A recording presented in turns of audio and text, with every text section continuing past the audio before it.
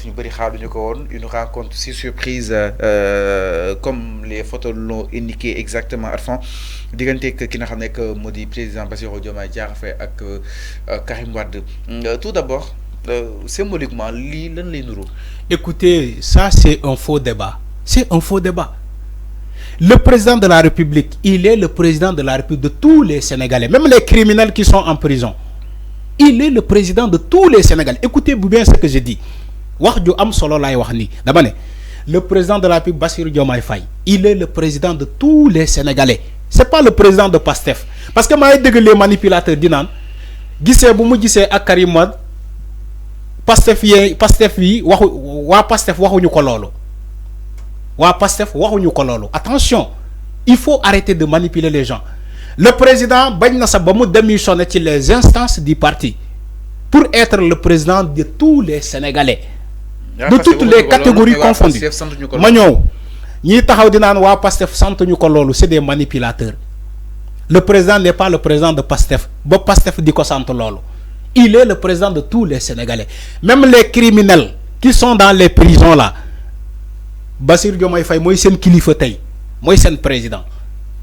Karim Wade qui est en exil, si il se sent aujourd'hui sénégalais, donc son président de la République c'est Bassirou Diomaye Faye. Il a le droit. Comme le président de la République Bassirou Diomaye Faye, nous recevoir les Sénégalais de l'extérieur, vous demain aux États-Unis, au Canada, en France, en Grande-Bretagne, moi dis la colonie sénégalaise de les recevoir, c'est le même idée ou bien c'est le même fait, là a droit de recevoir Karim Wade qui est un Sénégalais, Donc ce qu'il a reçu Karim Wade, ça ne veut pas dire que c'est de l'impunité. Attention. Parce que Karim Wade, il a été cité ou bien il a été condamné dans une affaire de détournement, waru ko recevoir. Ak fan lañu ko tek ñi wax lolu? Fan lañu ko tek? Donc, ce qui veut dire qu'aujourd'hui, le président de la République n'a pas le droit d'aller rendre visite les criminels qui sont en prison, dans les prisons là. Amul droit. Parce que c'est des criminels. Parce que dañ leen jugé. Parce que dañ leen condamné. Donc, on dit qu'aujourd'hui, parce que c'est la même chose, hein, quand il dit que le président amul droit voilà, de recevoir Karim Wade, c'est comme si on est en train de dire que le président de la République amul droit de rendre visite les prisonniers dans les prisons. En fait. Donc, c'est pas la même chose. D'abord, il est le président de tous les Sénégalais. Il a le droit de recevoir quiconque. Macky Sall, qui est président, on a vu son problème avec Ousmane Sonko. Ils sont passés par tous les moyens moment Ousmane Sonko. Mais qui moment Covid-19, il a reçu Sonko, non? Qui moment Covid-19, Macky Sall recevoir Sonko. Donc, ça n'est que le temps de la politique. Mais c'est ça. Parce que pourtant, Diamano Bobo, Ousmane Sonko était le farouche opposant de Macky Sall. Mais quand il s'agit de l'intérêt commun, c'est pour la nation. Macky Sall a enterré sa hache de guerre. Ousmane Sonko aussi a fait la même chose. Nous sommes au palais pour l'affaire, le bien-être des Sénégalais. Dans l'affaire de la Covid-19. Aujourd'hui, si le président est en exil, par exemple, est en voyage, excusez-moi, à Doha, moi, un Sénégalais bifanek du nom de Karim Wade. Karim Wade nyan audience. C'est pas le président qui a demandé Karim Wade de venir. Non, Karim Wade nyan audience pour discuter avec son président de la République. Président accordé ko audience bobu. Karim Wade ñew ñu waxtaan fa. Président sa bind na Karim Wade bind na ci lan lañu waxtaan. Dañoo waxtané ci la bonne marche du pays, les intérêts de ce pays, la politique au Sénégal, tout ça. Mais waxtaanuñu que Karim yow dina la effacer luñ la topé. Man Diomaye dina la effacer li wala dina la exonérer wala dina la bal. Mais waxtaanuñu ci lolu. Quand il s'agit de la loi, on applique la loi. Mais quand il s'agit aussi de l'intérêt commun, man dama japp ni ça d'ailleurs ci côté bobu lañu waxtané. Aujourd'hui, ce que Karim peut faciliter au président de l'avoir dans les pays de Golfe, c'est là où on parle de la situation géopolitique. C'est la situation géopolitique du moment. Faut que la dire. Aussi cette rencontre en aiguille de roche. Non, il y a pas.